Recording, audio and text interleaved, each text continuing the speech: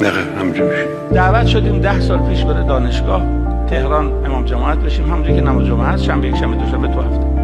گفتم من به شرط میام که تفسیرم بگم. گفتن که اینجا صبح تا ظهر درسن خستن اینها. گفتم که کم میگم. گفتم آقا من میتونم نیم دقیقه تفسیر بگم. نیم دقیقه تفسیر. ببین ما بودیم در قرآن شعب گفته کلو بخورید. هر جا بگه کلو بغلش مأموریتیه. کلو انفقو، کلو انطعمو، کلو لا تسرفو، کلو واعملوا صالحا، کلو لا تطغوا. به زنبور اصل هم که میگه کلی میگه ثم اسلکی. تو هم که گل مکیدی باید اثر بسازی. یعنی کلو هست اما بخور نیست. کنار خوردن یه مسئولیتیه. و سلام علیکم. ما خیلی